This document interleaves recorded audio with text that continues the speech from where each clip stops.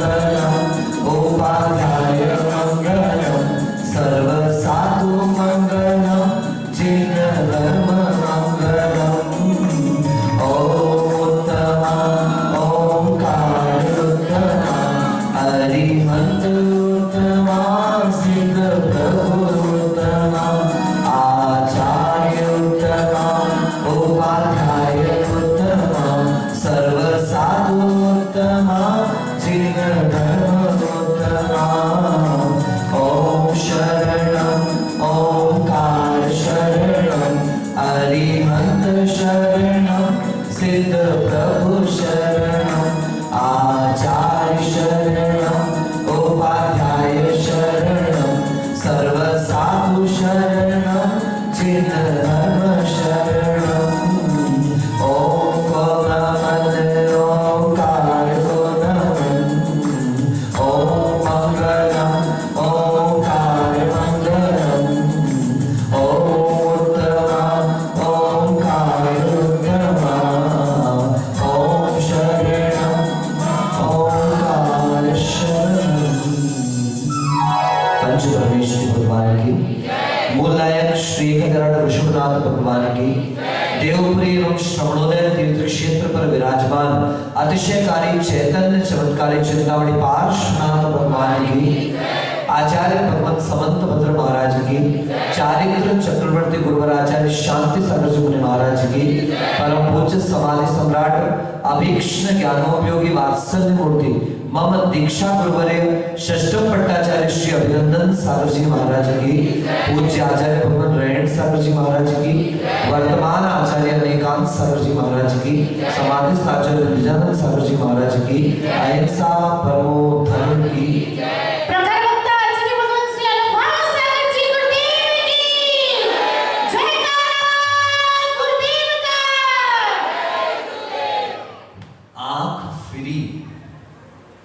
किसी को आंख दिखा देते ना अपन जोर से, आंख फिरी तो अपना गया, आंख खुली सपना गया। इतना सा खेल है जिंदगी में कि आंख मुदी दफना गया। ये आंखें खुल जाए तो नींद से देखा हुआ सपना चला जाता है, अगर किसी से फिर जाए तो कोई अपना चला जाता है। और सांसों का थोड़ा सा खेल है, बस इतना कि जैसे ही आंख मुदी क्या किया, बोलो ना, हाँ अपने दफनाते नहीं है तो शायरी है, कह दी गई है, लेकिन अपने दफनाया नहीं जाता। नहीं तो आजकल नई परंपरा चालू हुई है, कोई मर गया, अभी देखना आज विपिन जी की बुआ गई, समाधि मरण हुआ है, अभी कई लोग उनकी फोटो डालेंगे और फोटो के नीचे लिखेंगे RIP, क्या रेस्ट इन पीस। आप में से कोई लिख मत देना, और कोई ने लिखा हो तो तुरंत टैग करके वापस मैसेज करना, हम भारतीय हैं, हम जैन हैं और हमारे यहाँ दफनाया नहीं जाता, रेस्ट इन पीस उनको लिखा जाता है जिनकी परंपरा में क्या चलता है कि जिनका मरण होने के बाद उनको कब्र में दफनाया जाता है और उस कब्र के ऊपर एपिटैप्स पर लिख दिया जाता है RIP, यानी रेस्ट इन पीस, क्योंकि उनकी मान्यता है कि जब कयामत होगी तब मुर्दे उठ खड़े होंगे, क्योंकि तब हिसाब होगा, हिसाब किताब होगा, इनके कर्मों का इनको फल मिलेगा। तब तक क्या करोगे तुम, इस कब्र में आराम से रहो, इसलिए लिखा जाता है रेस्ट इन पीस। और हम इतने अंधानुकरण करने वाले लोग हैं, इतने अंधानुकरण करने वाले लोग हैं कि हमने उसको भी उठा लिया और अपनी संस्कृति में जहां श्रद्धांजलि दी जाती थी, जहां विनयांजलि दी जाती थी, जहां पर अपने श्रद्धा सुमन समर्पित किए जाते थे, वहां पर क्या लिख दिया, आप लोग तो नियम ले लो, हम नहीं लिखेंगे, और किसी ने लिखा तो उसको तुरंत सूचित करेंगे कि ऐसा अपन को नहीं करना, क्योंकि हमारी संस्कृति और संस्कार के विरुद्ध है। संस्कृति संस्कार के साथ साथ सिद्धांत के भी विरुद्ध है, और जैसा जैनाचार्यों ने कहा है वो अपने आप में बिल्कुल सत्य है, क्योंकि कल आपसे कहा था न अन्यथा वादिनो जिना, जिनेंद्र भगवान कभी भी अन्यथावादी नहीं होते। अन्यूनम अनतिरिक्तम याथा तथ्यम विनाश विपरीता विष्णु का आगे, जिनेंद्र भगवान के द्वारा कहा गया तत्व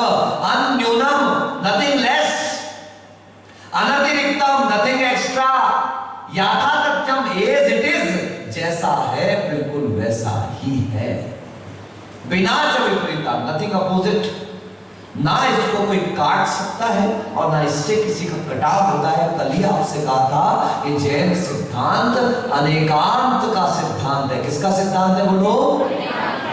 एक ही पक्ष नहीं है, एक वस्तु में कई पक्ष हैं, एक वस्तु में कई गुण हैं और हर व्यक्ति की दृष्टि हर समय एक ही गुण पर नहीं जा सकती। कल हम सब संघ का स्वाध्याय चल रहा था। स्वाध्याय शाम को प्रतिक्रमण की बात है तो वैराग्य सागर जी महाराज ने अचानक हमसे कहा कि आचार्य सामायिक कैसी होती थी महाराज? मैंने कहा आचार्य महाराज इस तरीके से पाठ करते थे, उसके बाद ध्यान करते थे और उसके बाद पुनः पाठ करके सामायिक का विसर्जन करते थे।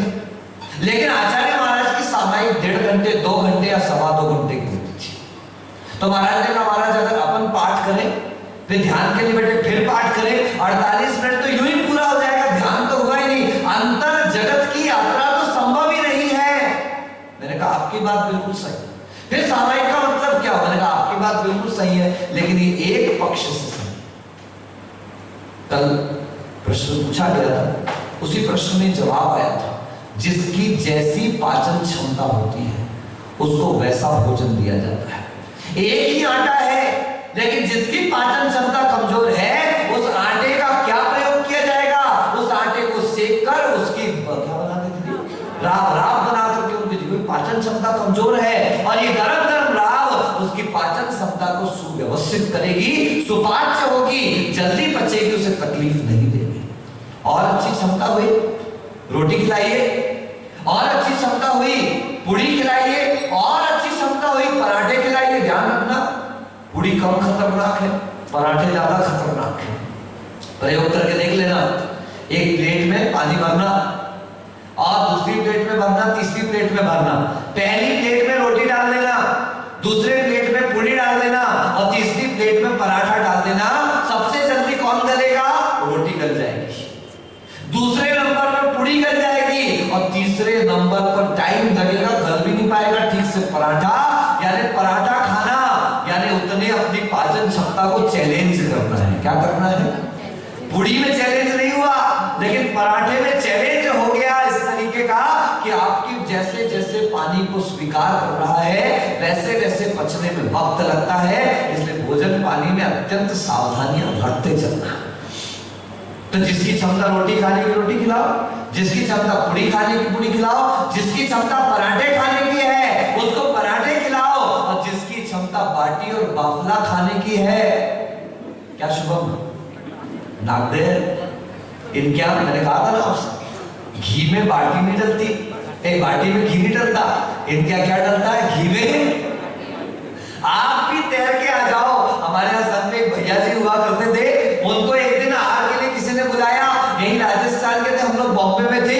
वो भैया आहार के बाद आए, बोले महाराज आज तो मेरे को अजीब सी चीज खाने को मिली।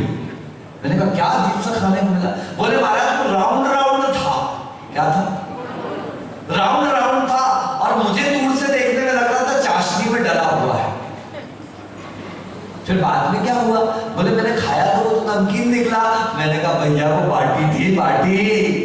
तुम्हारे बारे में इतना घी? मैंने कहा हाँ चाशनी वाशनी नहीं, ये ऐसे ही मारवाड़ी लोग क्या करते हैं, राजस्थानी लोग यहाँ बाटी में घी नहीं डालते, घी में बाटी डाल दिया करते हैं। तो जिसकी जैसी क्षमता है उसको उस अनुरूप ही आहार कराया जाएगा, उसको उस अनुरूप व्यवस्था दी जाएगी। इसलिए शास्त्रों को भी 4 भागों में विभाजित किया जो मैंने आपको पहले बताया था। प्रथमान योग, करणान योग, चरणान योग, द्रव्यान योग। There is a difference between God and me. प्रभु और मेरे बीच में अंतर है। जिसको प्रभु का स्वरूप नहीं पता, जिसको ईश्वर का स्वरूप नहीं पता, उसे हम सीधे अगर आत्मा की बात करेंगे तो भाग जाएगा, गलत रास्ते पे चला जाएगा। वो एसी में बैठ करके भी ध्यान लग रहा है, बोलेंगे क्या बोलेंगे? बोलो ना, शरीर की साधना सबसे इंपॉर्टेंट है।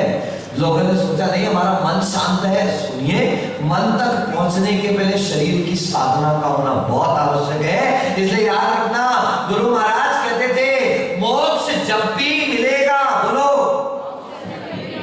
नजर नहीं आया? एक बार और। तो एसी में बैठकर नहीं, बोलो एसी में बैठकर मिलेगा। कैसे में बैठ के? एसी में बैठ के नहीं मिलेगा, ऐसी अवस्था में बैठकर मिलेगा, तीर्थंकर ही क्यों ना हो। आचार्य कुंद कुंद देव कहते हैं, नवी सिजई वक्त धरो, जिन सासने जो भी होई तिथेरो। जिनेन्द्र भगवान के शासन में तीर्थंकर ही क्यों ना हो, अगर वस्त्र से सहित है तो ना उसको ध्यान होने वाला है, ना उसको ज्ञान तो हो जाएगा। ज्ञान तो किसी को भी हो सकता है। आचार्य भगवान कहते हैं, ज्ञान से नहीं आचरण से मुक्ति प्राप्त हुआ करती है। ये श्रद्धा और हमारा ज्ञान जब आचरण के रूप में परिणत हुआ करते हैं, तब निर्वाण जैसे महान कार्य सिद्ध हुआ करते हैं। इसलिए प्रथमान योग सर्वप्रथम हमें सिद्ध करता है, हमारे और भगवान के बीच में डिफरेंस है।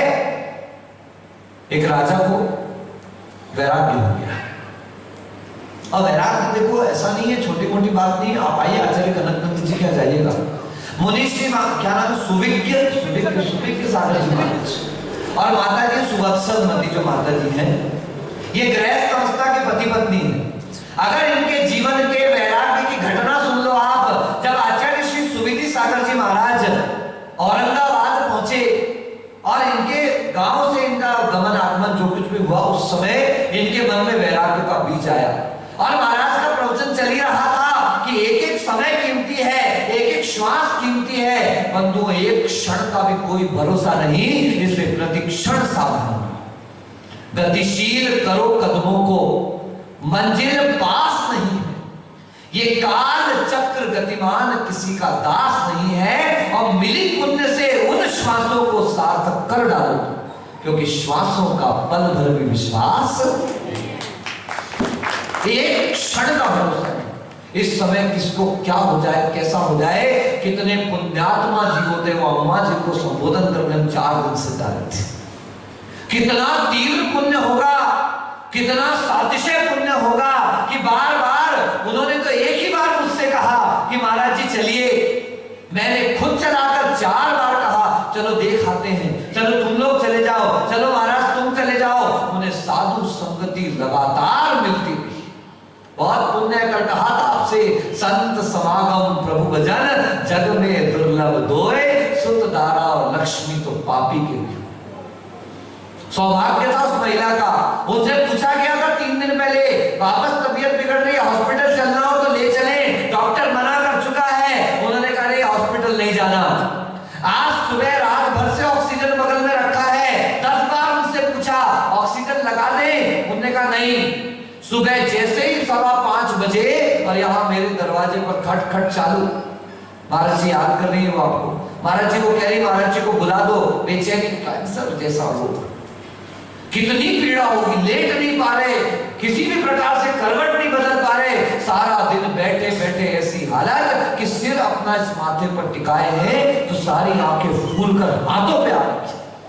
लेकिन मैं 2-3 बार अभी गया, कल परसों और आज में, एक बार भी मैंने उनको ये कहते नहीं सुना कि रोम की पीड़ा हो रही है कि ये बस महाराज आशीर्वाद दो, बस महाराज आशीर्वाद दो, बस महाराज आशीर्वाद। मैंने आज सुबह उनसे कहा एक दांव खेला जाए, क्योंकि दीक्षा तो मैं देता नहीं ऐसी स्थितियों में, मेरे गुरु का निषेध है, और आगम में भी ऐसे स्थितियों में पीछे रख देना ये आगमों की व्यवस्था नहीं है। मैंने उनसे बड़े प्रेम से पूछा, मैंने कहा बहुत दिन हो गए ना घर पर, अब तो शरीर जाने की स्थिति में। बोले मैंने बोला कि एक काम करते हैं, देखो जो लेटे लेटे जाता है उसकी अर्थी भी लेटे लेटे जाती है, और जो जागृत भाव से जाता है उसको बैठा के लेके जाया जाता है। मैंने कहा आपको लेट के जाना है कि बैठ के जाना है? तो अम्मा इतने अच्छी आवाज नहीं निकल रही थी बेचैनी के कारण, बैठ के जाऊंगी। मैंने कहा हाँ देखो इतने दिन से बैठे तो सोते तो हो ही नहीं हो, बैठे बैठे हो तो बैठे ही बैठे चले जाना, लेकिन यहां से जाओगे तो लोग लिटा के ले जाएंगे, और हमारे यहां से जाओगे तो लोग बैठा के ले जाएंगे। यहां से जाओगे तो आदमी कहेगा अरिहंत नाम सत्य है, और हमारे यहां से जाओगे तो कहेंगे जय जयकारा।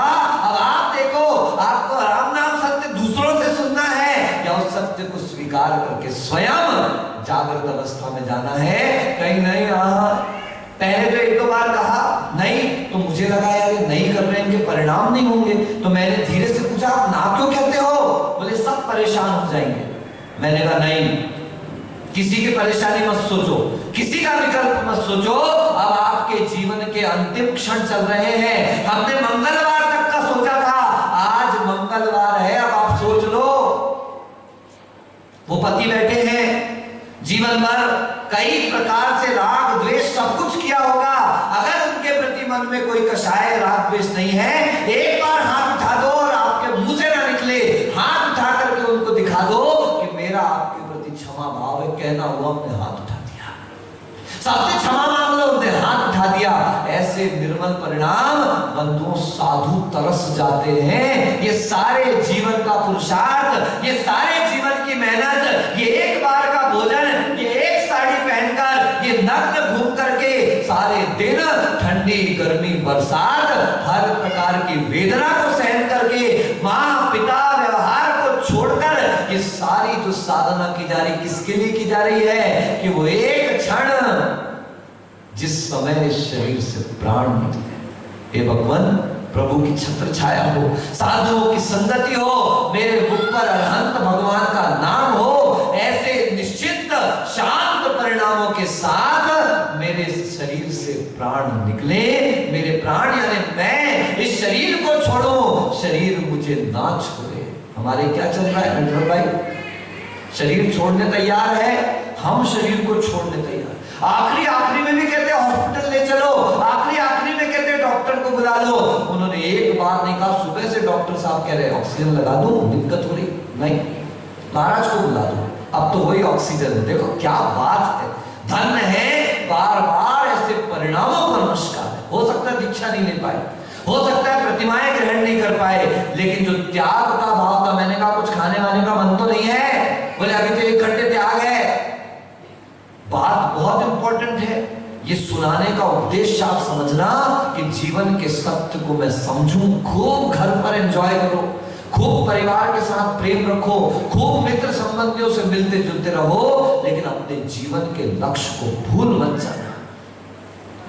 एक सज्जन के घर के सामने से निकले, बोले महाराज ये हमारा घर है। मैंने कहा इतने साल हो गए प्रवचन सुनते, अभी भी हमारा घर है? तो क्या कहूं महाराज, है हमारा। मैंने कहा नहीं, अपने शब्द सुधारो। जैन आगम कहता है कि अहिंसा का अर्थ सिर्फ इतना नहीं कि हम आलू प्याज नहीं खाएंगे, अहिंसा का इतना नहीं कि मांस नहीं खाएंगे, अहिंसा तो शब्दों में भी लेकर के आना है। छोटे से तब माँ ने कहा था, नींबू काटना नहीं, नींबू सुधारना। सब्जी काटना नहीं है, सब्जी को सुधारना है।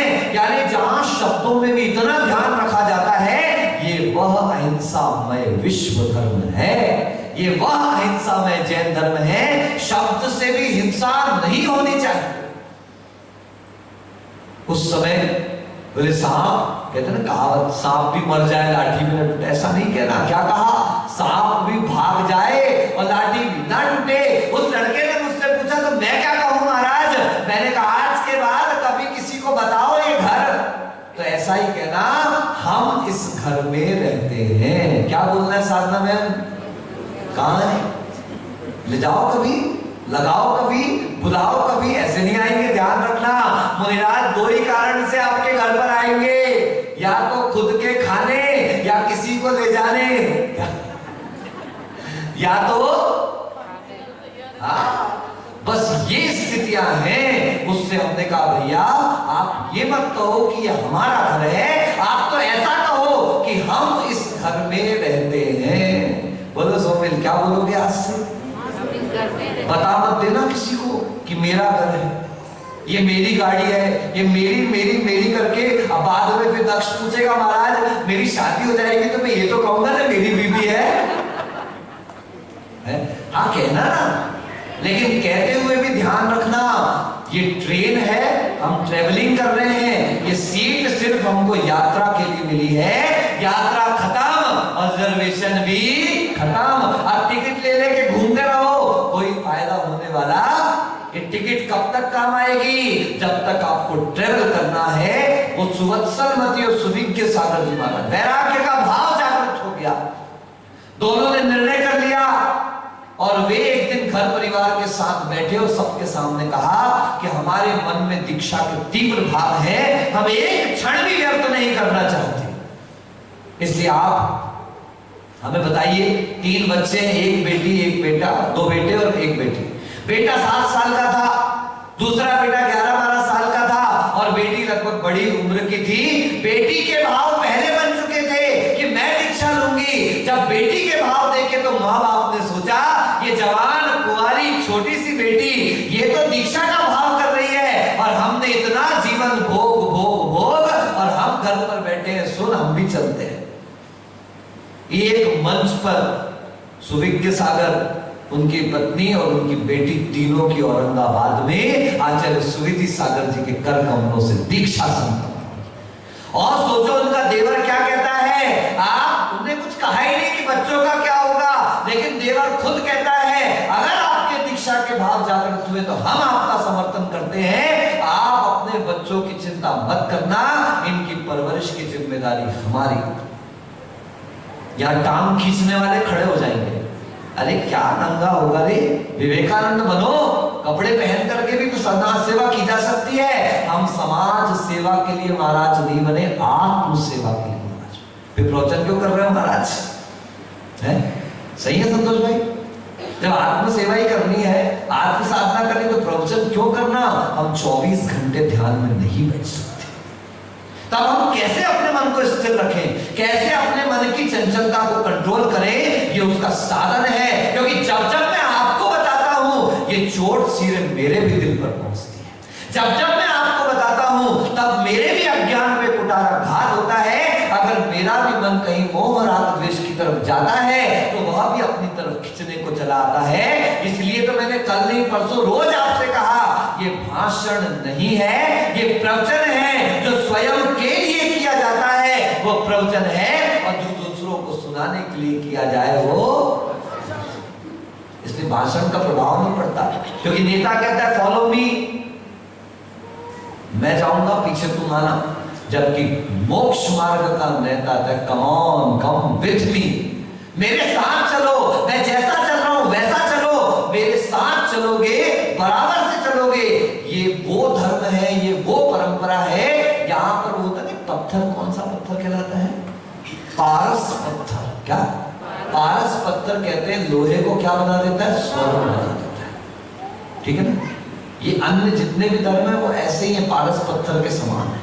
वो लोहे को क्या बनाते हैं? स्वर्ण बनाते हैं। और हमारा धर्म कहता है रुको इधर आओ, हम तुमको पारस पत्थर बना देते हैं, हमें स्वर्ण नहीं बनना, हम तो वो पारस पत्थर बनने की परंपरा बता रहे हैं कि स्वयं का भी कल्याण होगा और जितने जीव इसका आश्रय लेंगे वे सब कल्याण के मार्ग को प्राप्त होंगे। उस व्यक्ति को वैराग्य हुआ, राजा था, 1 महीने का बच्चा था उसका, 1 महीने का, राजगद्दी पर लेटाया, उसका राज तिलक किया और उसने दीक्षा धारण करके निकल गया। दीक्षा हो गई, ध्यान में बैठे थे एक दिन, वहां से 4 आदमी निकले और विचार करते हुए जा रहे थे। और उसी समय राजा जो महाराज बन गया था वो दिखे बैठे हुए थे ध्यान, बोले कैसा निपट मूर्ख अज्ञानी साधु है, कैसा मूर्ख राजा था। बताओ 1 महीने का बच्चा, नवजात बच्चा, दुधमुहा बच्चा, ऐसे बच्चे को राजगद्दी में बैठाकर और ये ध्यान कर रहे हैं। ऐसे ध्यान की क्या कीमत कि देखो पड़ोसी राज्य का राजा आक्रमण करने वाला है, वो नाबालिग छोटा सा बच्चा वो क्या प्रतिकार करेगा? वो तो एक झटके में समाप्त और पर राज्य का आक्रमण इसके ऊपर हो जाएगा। ये राजा ध्यान में बैठे, मतलब महाराज, उनको वो राजा याद आ गया, वो युद्ध क्षेत्र याद आ गया, वो लड़ाई चल रही वो याद आ गया। बिल्कुल युद्ध क्षेत्र में ये राजा अपने पूरे दल बल के साथ, सामने विरोधी राजा, युद्ध चल रहा है, इधर से उधर की सेना पर जबरदस्त वार हो रहे हैं और अचानक एक दृश्य उपस्थित होता है। इस राजा ने उस राजा को रथ से गिरा दिया, वो नीचे पड़ा हुआ है, अस्त्र शस्त्र दोनों के हाथ में नहीं, मल्ल युद्ध चल रहा है। कौन सा युद्ध? हाथों से जो चलता है मल्ल युद्ध कहलाता है। और ऐसा करते करते बस अब विरोधी राजा जो है जिसने आक्रमण किया है वो नीचे पड़ा है और ये राजा ऊपर है। अब मारने के लिए कुछ भी नहीं, हाथ में तलवारें दूर पड़ी है, तीर कमान दूर है, भाला दूर है, किससे मारूं? तो उसे याद आता सिर पर क्या है? मुकुट। और जैसे ही वो अपने मुकुट पर हाथ रखता है, ओह उजड़ा चमन, यहां तो कुछ है ही नहीं, सिर पे तो बाल ही नहीं है, मुकुट की तो बहुत दूर की बात है। अचानक स्मृति में आता, अरे मैं राजा नहीं, मैं तो बोलो ना महाराजा हूं भैया। मैंने तो घर छोड़ दिया, परिवार छोड़ दिया, राज्य छोड़ दिया, ये कहां मैं युद्ध में पहुंच गया। और उसी समय उसको स्मृति में आता, अरे मैंने कैसे परिणाम कर लिए। जिसको छोड़ दिया उसका चिंतन, उसका विचार, ऐसा ध्यान उसका तैयार होता है कि अंतर मुहूर्त के अंदर उनको केवल ज्ञान उत्पन्न हो जाता है। अब युद्ध क्षेत्र में नहीं जाना, क्योंकि जैसे ही केवल ज्ञान उत्पन्न हुआ, 12 योजन की भूमि में वैर विरोध सब मिट गया। बच्चा भी सुरक्षित, राज्य भी सुरक्षित, विरोधी के मन का विरोध भी चला गया, और देखो सब कुछ सही सही हो गया। ये आत्म ध्यान और आत्म ज्ञान का प्रभाव है। लेकिन शुरुआत होती है प्रथमान योग से, फिर करणान योग में पहुंचता है। वाय, मेरे जीवन में दुख आया तो क्यों आया, जब ये जान लेता है करणान योग से, तब वो चरणान योग की तरफ जाता है। हाउ, किस तरीके से इस दुख को नष्ट करना है वो आचरण मार्ग बताता है। और जब आचरण मार्ग पर जीव चलना चालू कर देता है, अब द्रव्यान योग आता है, अब समय सार आते हैं, अब नियम सार आता है, अब शुद्ध आत्मा की बात आती है। अब जब कांटा चुभता है तो वो विचार करता है, अरे तो शरीर को चुभने वाला है, आत्मा को चुभने वाला। इस प्रकार से क्रमिक जो सिद्धांत की प्रक्रिया को हमारे सामने रखता है, क्रम पूर्वक अपनी अपनी क्षमता और योग्यताओं के साथ हमें बताता है। ऐसे मिथ्या मार्ग का उन्मूलन करने वाला जिनेंद्र भगवान के द्वारा कहे गए शास्त्र का स्वरूप हुआ करता है।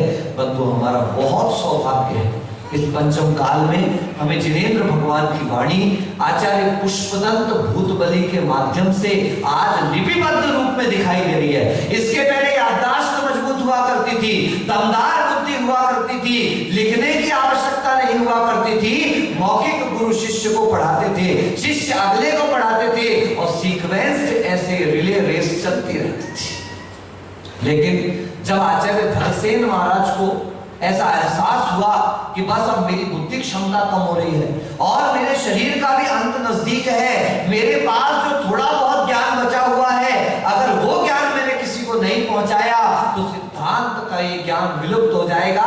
उन्होंने खबर करी, धारा नगरी करके एक नगरी है, वहां पर उस समय यति सम्मेलन चल रहा था, तो वहां के मुखिया आचार्य के पास खबर भेजी कि योग के शिष्यों को ढूंढकर मेरे पास भेजो। 2 शिष्य वहां से भेजे गए। जब यहाँ आ रहे थे गिरनार पर्वत सब गए हो, और सभी ने गिरनार पर्वत में राजुल की गुफा देखी हो। उस राजुल की गुफा के पास पीछे से जाते हैं तो एक बहुत खतरनाक जगह से जाते हुए धरसेन महाराज की गुफा आती है, जो बिल्कुल खाई के बगल में है। वहां पर जब रात्रि विश्राम कर रहे थे धरसेन महाराज, उनको रात के स्वप्न में 2 जवान बैल आते हुए दिखाई दिए। वे सुबह उठे, सामायिक में उन्होंने चिंतन किया, समझ गए कि 2 योग के शिष्य मेरे पास आ रहे हैं, 2 युवा शिष्य मेरे पास आ रहे हैं, और उन्होंने स्वागत किया। वो दोनों महाराज जब उनके पास पहुंचे तो सबसे पहले परीक्षा की गई, तुम पहले इस मंत्र की साधना करो और तुम इस मंत्र की साधना करो। दोनों साधना करने के लिए गए तो साधना का फल क्या मिला? पहले वाले ने जो सिद्धि करी तो उनकी जो देवी सिद्ध होकर के आई तो उसकी एक आंख फाड़ी थी, और एक जिन्होंने सिद्ध किया तो उनकी मंत्र सिद्धि से जो देवी प्रसन्न हुई उसका एक दांत बाहर निकला हुआ था। दोनों ने सोचा देव देवियां तो बहुत सुंदर होते हैं, इनके अंग विकृत नहीं होते, अगर ये विकृतांग मेरे सामने आए हैं इसका मतलब कुछ ना कुछ हमारे मंत्रों में दोष है। पहले तो गुरु के मंत्र पर विश्वास किया डॉक्टर साहब, गुरु ने जो मंत्र दिया उसमें कोई अड़ंगा नहीं डाला, उसमें कोई उंगली नहीं करी, उसमें कोई आगे पीछे नहीं, जैसा गुरु ने कहा उसको निभा दिया। जब देखा उसमें कुछ खोट दिख रही है तब उन्होंने विनय पूर्वक उस मंत्र को सही किया। एक में मात्रा कम थी इसलिए काणी देवी सिद्ध हुई, और एक में मात्रा ज्यादा थी इस कारण से दांत बाहर निकल के आया। उन्होंने उधर से मात्रा कम करी, इन्होंने इधर से मात्रा मिलाई, और दोनों ने कुछ ही क्षणों में उस मंत्र की सिद्धि करी। जब गुरु के पास पहुंचे तो धनसेन बहुत प्रसन्न हुए कि ये सही सिद्ध, अगर कुछ मिस्टेक है तो उसको भी सुधार करके मार्ग पर चल जाएंगे।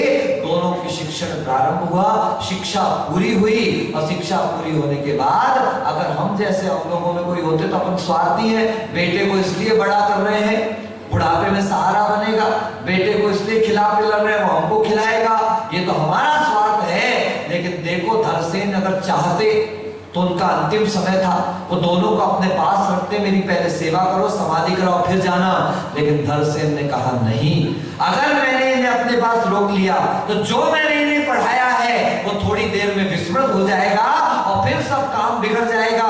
उन्होंने दोनों शिष्यों का विहार कराया और गुजरात के अंकलेश्वर का नाम आपने सुना होगा, उस अंकलेश्वर में जाकर के उन पुष्पदंत और बुद्धबली महाराज ने इस षटकंडागम ग्रंथ को लेखन के रूप में तैयार किया। और आज शुद्ध पंचमी का जब दिन आता है उस दिन विशाल रथ यात्रा के साथ उन ग्रंथों की महापूजा की गई। ये पहले लिपिबद्ध ग्रंथ थे, जैसा भगवान आदिनाथ की वाणी थी वही 24 तीर्थंकर, वही अनंतानंद तीर्थंकरों की वाणी थी, जो गणधरों के माध्यम से, केवली आदि के माध्यम से, शुद्ध केवली के माध्यम से और पूर्वाचार्यों के माध्यम से हम तक पहुंची है। इस शास्त्र में ना कोई मिलावट है, ना इसमें कोई ऊंच नीच है। यहां तक कि आचार्य महाराज कहते हैं अगर दो मत भी मिल जाए तो कभी मत कहना मुझे इनका मत स्वीकार है उनका नहीं है, हाथ जोड़ करके दोनों मतों को स्वीकार कर लेना, अपनी विनय बना करके रखना। ये जिनवाणी के अध्ययन से, स्वाध्याय से और जिनेंद्र भगवान की वाणी का फल हमें प्राप्त होगा निश्चित रूप से। अगर जिनेंद्र भगवान की वाणी से बड़ी इस संसार में कोई औषधि नहीं है, विषय सुखों का विरेचन कराने वाली, राग द्वेष मोह को नाश करने वाली यह वाणी जिनेंद्र भगवान की वाणी जगत कल्याणी है। हम सभी का वह कल्याण करे जो किसी भी प्रकार के वैर विरोध को हटाकर सिर्फ और सिर्फ फैले प्रेम परस्पर जग में, मोह दूर ही रहा करे। इन भावनाओं को आत्मसात करने की प्रेरणा देती है कि जिसके माध्यम से जेन रागा विरज्जिज जेन से पवित्रदी, जिसके माध्यम से राग का तो विरेचन हो जाए, प्रेम की वृद्धि हो और श्रेयस मार्ग में हम सबकी प्रवृत्ति हो, तम नाणम जिन शासने, जिनेंद्र भगवान के शासन में उसको ही ज्ञान कहा है और उसी को शास्त्र कहा है। गुरु महाराज कहते थे हमारा ज्ञान, हमारे शास्त्र का अध्ययन विवाद के समाधान का कारण बनना चाहिए, कभी भी विवाद का कारण नहीं बनना चाहिए। हमारा वो ज्ञान ऐसे समाधान का कारण बने। इन्हीं भावनाओं के साथ उनको श्रद्धांजलि, जिन्होंने अपने जीवन के इस सुमरण को प्राप्त किया है, समाधि मरण को प्राप्त किया है, निश्चित रूप से उत्तम परिणामों के साथ मरण को प्राप्त किया है। उनके समाधि मरण से हम सब भी अपने अंतरंग में ऐसे भाव जागृत करें कि हे भगवान, मेरा वर्तमान इतना मजबूत हो, इतना निर्मल हो कि मरण के लिए मुझे तैयारी करने की कोई आवश्यकता नहीं पड़े। इन्हीं भावनाओं के साथ गुरु आचार्य अभिनंदन सागर जी महाराज जी की। सागर जी महाराज